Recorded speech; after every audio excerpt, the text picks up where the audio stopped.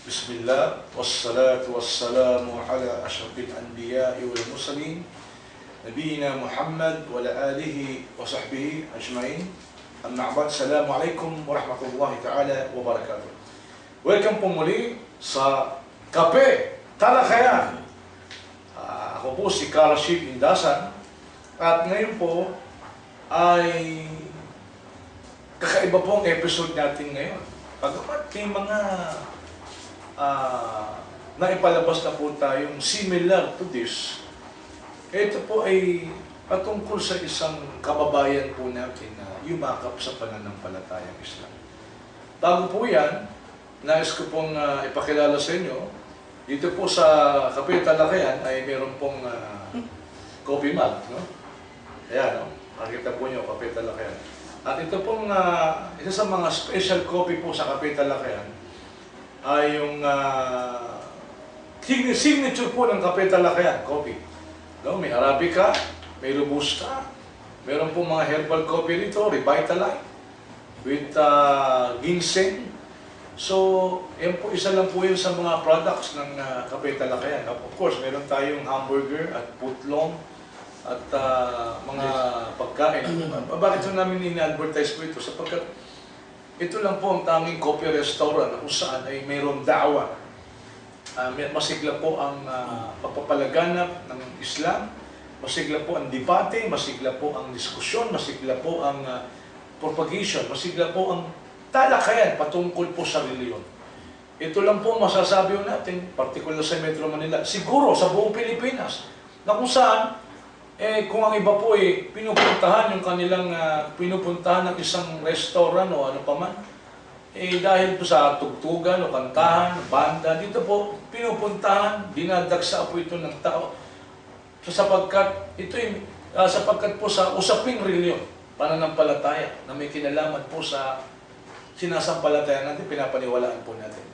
So, dito pinag-uusapan po natin para malaman natin kung ano po ang katotohanan na may kinalaman po sa ating reliyon o pananampalataya. Ngayon, ang isang kababayan po natin ito, maraming magugulat dito, dati po siyang masiglang kaanib ng Iglesia ni Cristo. At alam naman po, hindi lingid sa ating mga kababayan, yan pong reliyon na yan ay dito po nagpasimula sa Pilipinas sa panguna po ni Ginoong Felix Manalo na kinikilala po nilang huling sugo sa huling araw. At hindi na ako magpapaligoy-ligoy, akin pong tatanungin ang ating kababayan ito. Ano ang buhay niya before at paano niya nalaman o ano ang nag-persuade sa kanya sa pananampalatayang Islam? Welcome kapatid na Anthony, right? Ngayon po si Brother Mokhtar na po siya. Assalamualaikum Brother Mokhtar. Okay. Ngayon, ilang taong ka na Brother Mokhtar? Una-una po sa lahat, gusto ko lang pong bumati sa mga panawin natin sa YouTube. Assalamualaikum warahmatullahi wabarakatuh. Ako po si Anthony Magallanes. Kung tawagin po ako dati kong reliyon ay Ka-Anthony. Tawag po nila sa akin. So, ngayon po ay 30 years old na po ako. 30 years old. Na ano po ako sa Iglesia ni Cristo. Yes. Ilang buwan ka na ba sa Islam? Ngayon po. Wala pa, no? Wala pa isang buwan. Dalawang buwan na ba? Opo. O, 2 buwan na pala sa Islam. 2 buwan pa lang sa Islam. Ngayon, ikwento mo nga sa amin kailan ka naging kaanib sa Iglesia ni Cristo? Naging kaanib po ako ng Iglesia ni Cristo noong 2007 to 2008. Dati kang Katoliko, no? Dati po akong Katoliko. Okay. Anong lokal? Lokal po ako ng Pag-asa. Ngayon po ay tinatawag siyang lokal ng Mindanao Avenue. Sige, ikwento mo nga sa amin kapatid. Yung mga akong naimbitahan po ako dati sa lokal ng Pag-asa, yung mga aktibidades na parang dawa sa atin, ng aking mga kaibigan. So, nung ako po'y naanyayahan, nagandaan ako syempre sa unang mga ano nila, yung mga kapila nila, malaki yung kapila nila. At pagdating sa kanilang um, mga gawain eh, talagang organisado sila. Wala naman po akong masasabi sa kanila, Rashid. Organisado sila at maganda yung pamamalakad nila sa mga aktibidades nila. At sadya po akong Sigla ka ba? ako po yung naging scan pa. Ano bang ibig sabihin? Ang scan po yung mga nag-traffic sa yun po yung pinaka parang marshal ng Marshal. iglesia ni Kasama rin po ba yung pagiging bodyguard? kasama rin po sa kumbaga yung Yung pinaka-ministro. mga Iranyo, ano? Binako mo ba? Opo. Yung time po yung umapit po ako nagpabutismo po ako sa iglesia, yung din po yung taon na yumao si Ginoong Eranio Manalo. Kaya nung panahon po na yun, talagang lahat ng ating aktibidades Talaga din ng po. pabutismo, nagdoktrinahan ka? Doktrinahan po ako. Meron pa bang tinatawag na pagsubok? Opo, meron pa. Mahaba po ang proseso nila. Plus ng pabautismo. Saan nabautismo ka? Sa Central po. Central? Oo, sa Central. Dilubog ka sa swimming pool to, no? Sa swimming pool. Okay. So, sige, magkwento ka. So, ikaw yung naging kaanib na? Naging kaanib po ako ng Iglesia ni Cristo. Ako po talagang sadyang sobrang masigla. Halos araw-araw nandun ako sa kapilya. Siyempre gusto kong mapag-aralan yung religion nila. So dumating din sa time na paggabi meron kami tinatawag na bantay kapilya. Nagbabantay pa po kami. At ang gilid nung yun po, ano po Sa Mindanao. Mindanao namin yun, nagbabantay kapilya pa po kami. So talaga pong ang pagsamba namin doon ay Huwebes at Linggo. Mindanao Avenue, Quezon City. Malapit lang po yan dito sa Masidagruhan, Kapitalakayan. Ang pagsama namin ay Huwebes at Linggo. So, hindi po ako namimintis doon. No. Dahil ayokong dalawin ako ng mga tsako lang. Dinadalaw po kasi tinatanong kung ano nangyari, yung hindi nakapagsamba. So, nung time na yun, talaga pong masigasig ako. At ang naniniwala po ako nung time na yun, na yun ang tunay na religion. Okay. Bigyan mo nga kami ng sample kung paano kayo manalangin. Ganito manalangin kasi Iglesia ni Cristo. Paano kayo manalangin? Ang una po namin binabanggit ay ang Ama. Ama, maraming salamat po sa mga biyaya at mga pagpapala na binigay niyo sa amin. Mga po sana ay may patawarin niyo kami sa aming mga pagkakasala. Opo.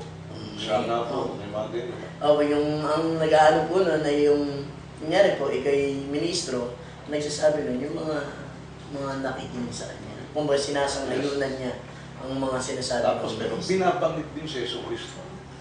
Sa huling parte po yun eh. Kumbaga sa Iglesia ni Cristo, si Yesu Cristo ang tagapamagitan. Pero tumatawag din. Kasi narinig ko sa Panginoong Jesus. Opo. Pamagitan mo kami. Kumbaga, ang paniniwala po ng Iglesia ni Cristo eh ang prophet Isa, peace be upon him, ang siyang nagpapamagitan sa ating alawar sa Ang sarap tanongin. Kasi isa sa mga tinatanong ko sa Iglesia ni Cristo. Ba't ka mananalangin sa isang tao? Meron ba siyang kapangyarihan mapakinggan ang lahat ng panalangin para tawagan mo siya? Ito po nga, Anyway. meron pa akong pala. Kung muna tayo tumalun, ano? Doon ka muna sa magiging masigla mo sa pagiging Iglesia mo ni Cristo mo noon. Marami kang kaibigan. Napakarami. Marami kang kapatiran. Kumbaga. Opo, nung time na yun, syempre po Sumasama ka rin ba sa pagmimisyon?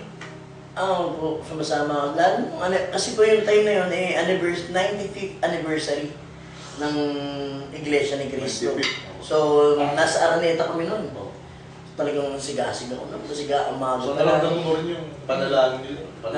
Naramdaman ko rin. Nag-promote ka rin sa panalangin? Tsaka kumbaga po nagtiwala ako sa kanila nun dahil po sa isang verse. Alam mo na, sa totoo ka. Opo.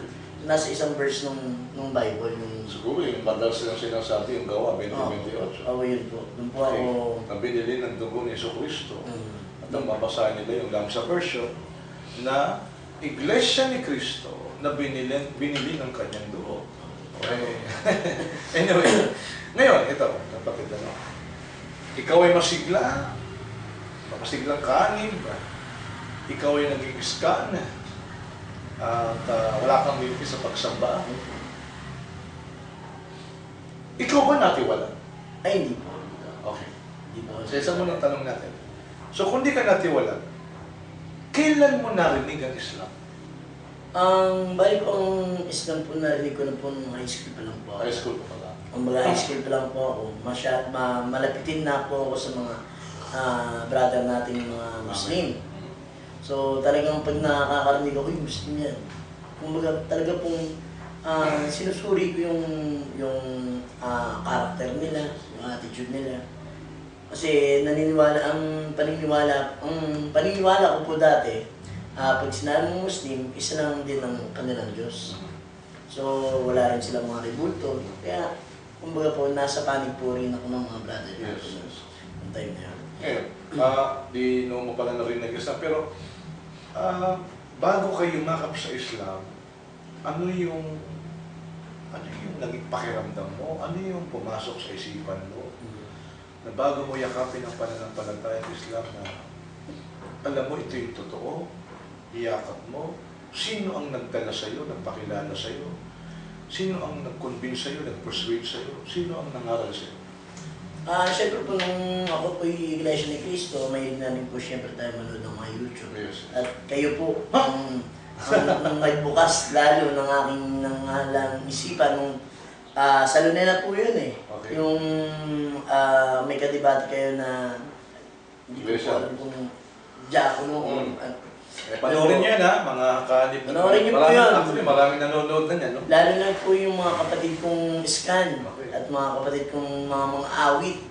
Ganda ng paksa. Ano po sanay mapanood niyo yung debate ni Ka Rashid dun sa Alhamdulillah, nakaway tanggapin ni Allah, naging daan pala tayo na namumulat po ang isipan ng maraming nating kababayan, ilan sa ating mga kababayan. Iyan naman po hangad natin na kaya po natin ginagawa ang mga bagay nito upang mapagtanto po nila kung alin po ang totoo. So yun po naman ang hamon ni Ka Rashid. So isang kababayan po natin ay napatubayan to this method na ipinapalabas natin sa YouTube at sinishare po natin sa marami nating kababayan. Naway ito itanggapin ni Allah subhanahu wa ta'ala. Ngayon kapatid, nung sabi mo, nanonood ka, then tuloy mo. ayun nga po, yun yung unang lalong nagpabukas sa akin sa aking kaisipan ko. Kasi po ang nangyari po noon, Ka Rashid, bago po ako po ang mismong nagpatiwalag. Akong may nanonood po sa lokal ng Mindanao Avenue. Ako po pumunta sa lokal nung time 2013. Galing po ako ng Baguio. Punta po ako sa lokal nila. At ako po mismo ay nagsalaysay na ako si Ka Anthony Magallanes ay nagpapatiwalag na po. Bakit? Sa Iglesia ni Cristo. Marami po akong nakita. Doon na po pumasok yung sa isip ko yung mga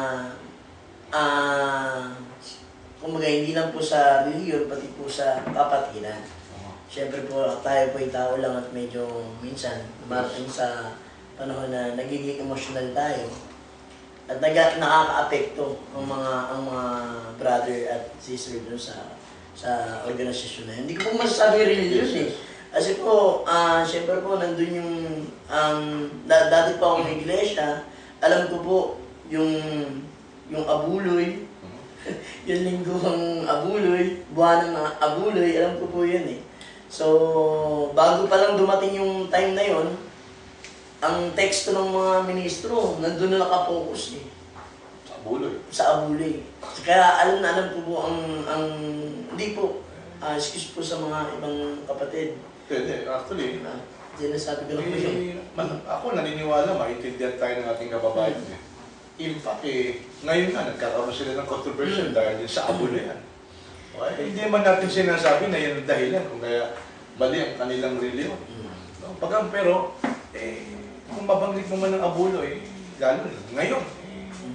Anyway, so ano ngayon? Nagpatiwalag ka. Baka naman tiniwalag ka. Hindi nagpatiwalag. Kasi, alam mo, may ugali silang ganyan eh. May mga kilala ko, wala na ngayon, wala na ngayon dito sa Pilipinas, maraming sinabing hindi maganda eh. Magkagayon pa man, ikaw ay nagpatiwala. Pero, nung ikaw ay nagpatiwala, unti-unti mo na ba pinag-aaralan ng Islam? Kompletuhin ko lang po, Aba, kasi syempre, Yes, yes. yung mga na... Sige po. Nangyari po, ganito po ang nangyari, nagkaroon kami ng problemang mag-asawa. Pwede ko po bang ikwento yun? Yeah, okay. Nagkaroon po kami ng problema mag-asawa at lumapit ako sa lokal namin at nangingi ako ng tulong para maging maayos kami.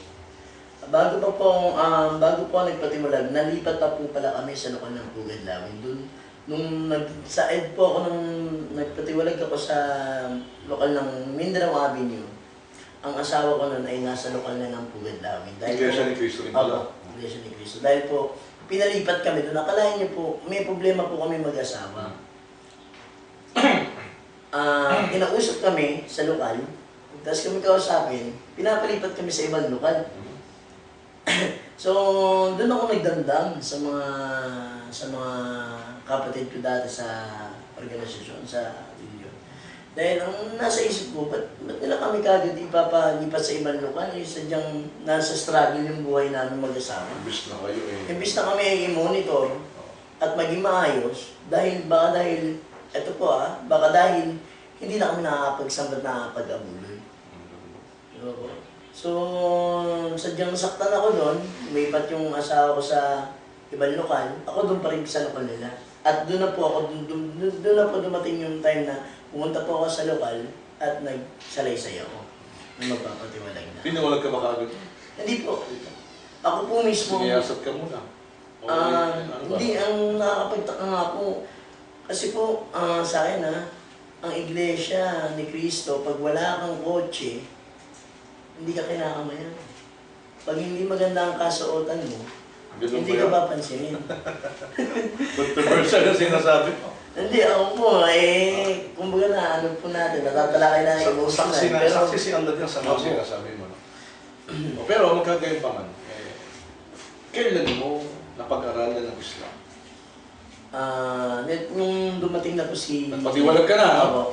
Okay, hindi ka nakahanip. Ayaw mo na, lumamig ka na. Opo. Kahit agad-agad, sinabi na mayroon bang mga... Circular na si Anthony ay... Opo, na-circular po ako nun eh. Na-circular ako after... Ano nakalagay sa circular? Ito'y natiwalag dahil sa... Walang Oo nga eh, yun nga hindi ko narinig eh. Kasi po yung mga ibang brother lang yung nakarinig. Natulog ka na. Okay. Pero wala pong dahilan. Kasi nga po ako yung mismong lumapit sa kanila at nagpatiwalag. So, ayun nga po, nandun na tayo sa... Ito na, tiwalag ka na. Ano ka ngayon nung tiwalag ka na? Wala. Sa libutan ka na? Oo, Sa kanila Oo, sa... terminology. Pag hindi ka miyembro ng Iglesia ni Cristo, Okay. ang tayo sa'yo, Sandy. Sandy. Sandy. Sandy butan.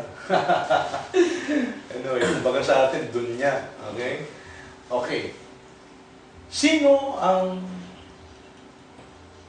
umakay sa'yo, kapatid? Nagbigay ng irsyad. Dalawa kasi patnubay.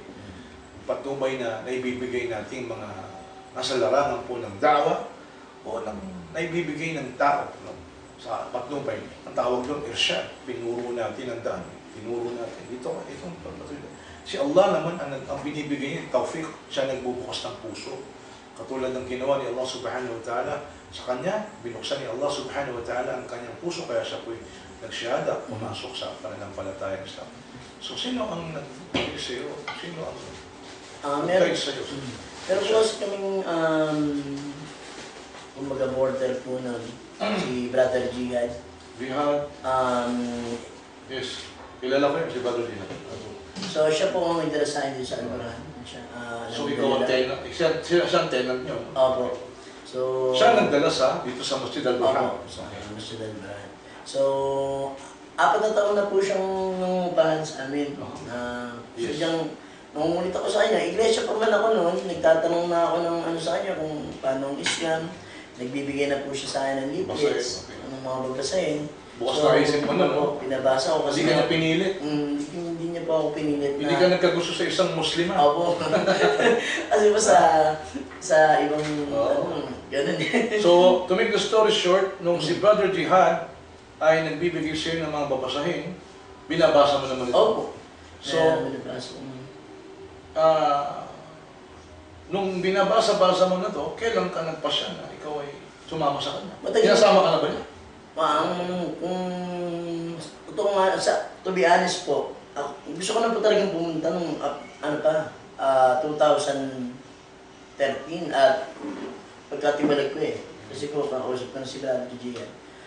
Kaya lang, nagkakaroon ng conflict yung schedule namin dalawa. Okay.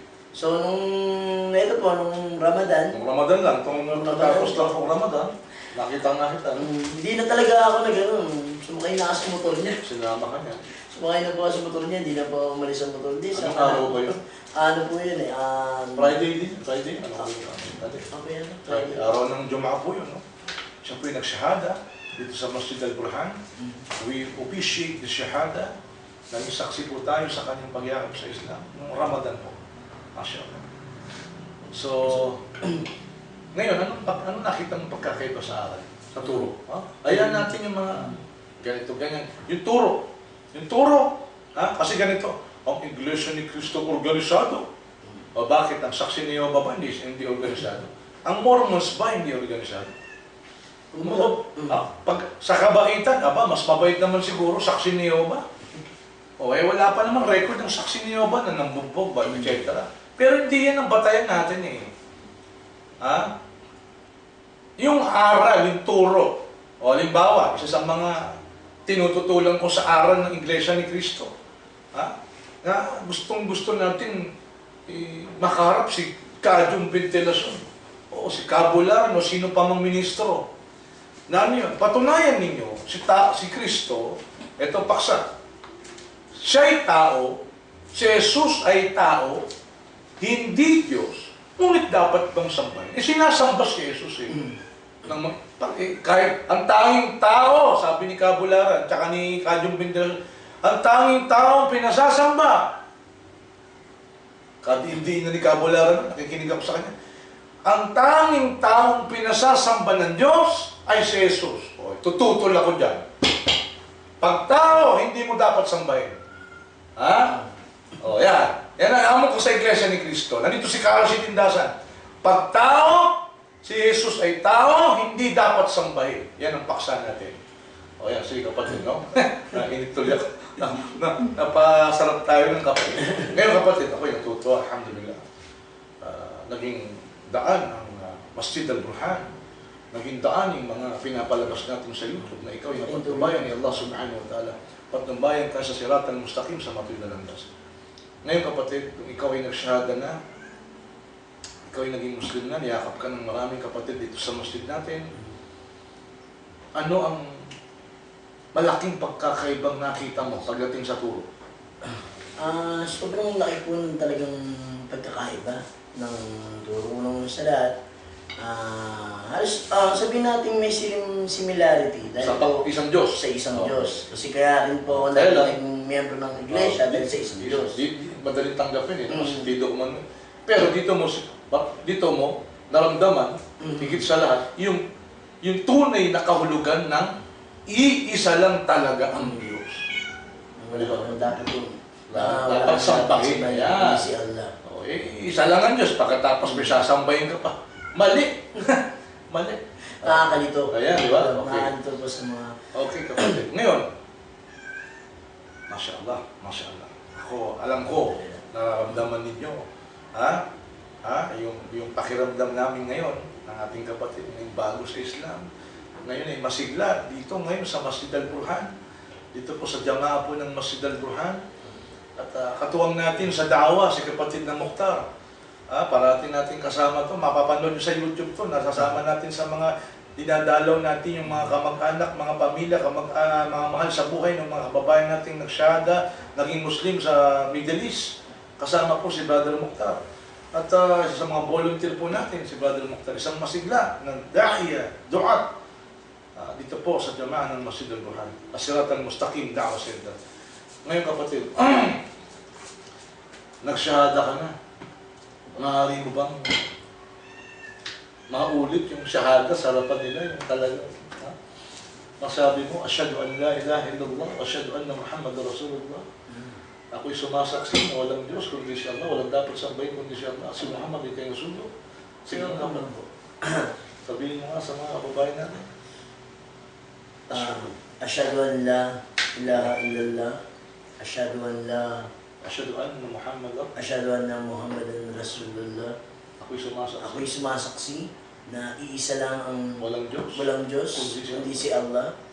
At Ako'y sumasaksi. ako'y sumasaksi Kasi Muhammad. na si Muhammad ang Kanyang sugo. kanyang sugo. Masya Allah. Yan po si Brother Mokhtar. Bagong yakap po yan sa pananampalatayang Islam. 2 months old. 2 months na ngayon, ano? Dito At- po sa Jaman ng Masjid Ano ko lang po kaya po talaga ako gustong matayo kung gustong magkaroon tayo ng ganitong paksa. Gusto ko pong sanang anyayahan ang mga dati kong kapatid sa scan. Pansinin niyo naman po ako. Kasi Karashid, pag may tricycle po ako eh, pag dumadaan ako sa kapilya, Mga dati mong kayo kasama. mga dati kong kasamahan, hindi po nila ako pinapansin. Kasi sa libutan ka na eh. No? So, sana man lang eh, ako po Nakabig lang, di ba?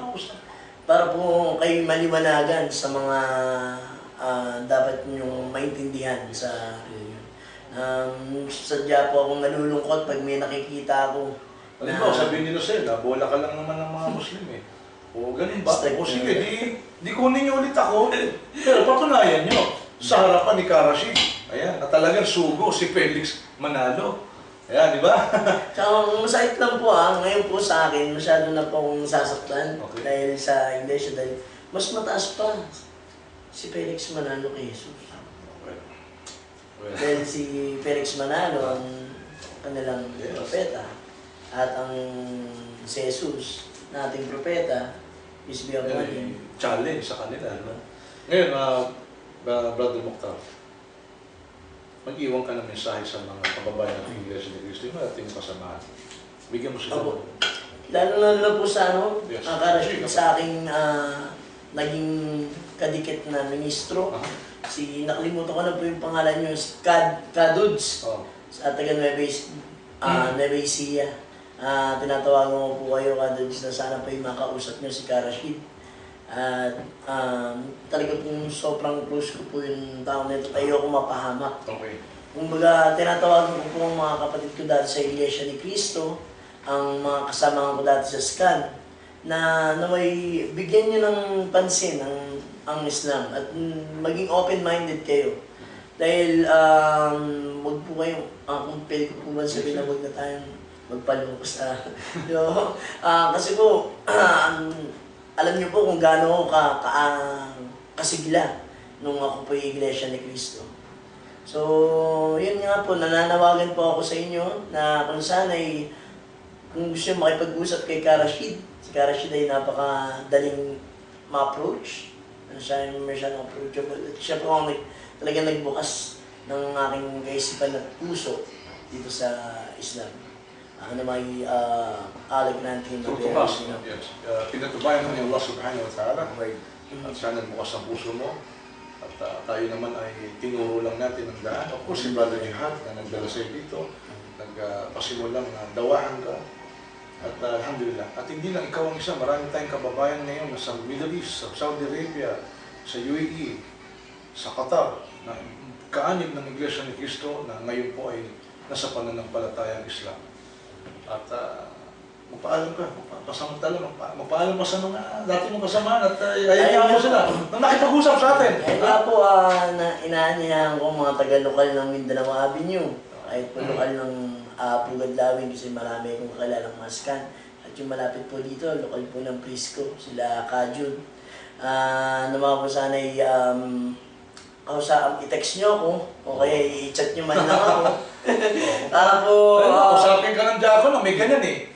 May isang brother tayo, pinupuntahan ng diakono, kaya alam na pumunta tayo doon, ayaw na siyang puntahan eh. No? O puntahan nyo, dalawin nyo. Kung tingin nyo, nasila namin ng inyong kapatid. O kung tingin nyo kami lobo, o di kunin nyo, alagaan ninyo, bilang kayo mga pastol, di ba? Eh, ganun na sinasabi natin sa kanila eh. Well, pansamantala, nagpapaalam tayo sa ating mga kababayan. Opo. Sa mga kapatid ng Muslim, batiin mo rin sila. Kasi kung meron ka pang gustong batiin. Ayun nga po, kay Kaduds, may Bisayan na po sana Adords! sana po magkakita ulit tayo. Medyo gusto ko po kayo sana makausap at madawahan. Si Karashid po, Adords! Usap po tayo. Maraming salamat Karashid sa mga naitulong Alhamdulillah, talaga pong nakakatulong itong YouTube ngayon. At nawa po sana, mapanood nga po ako ng mga kapatid ko dati sa iglesia at naway buksan din ng mga puso at ng dami nila at mapunta rin sila sa tamang landas. Ikaw ngayon, si Brother Mokhtar Anthony Magallanes. Magallanes. Yan, si Brother Mokhtar Magallanes.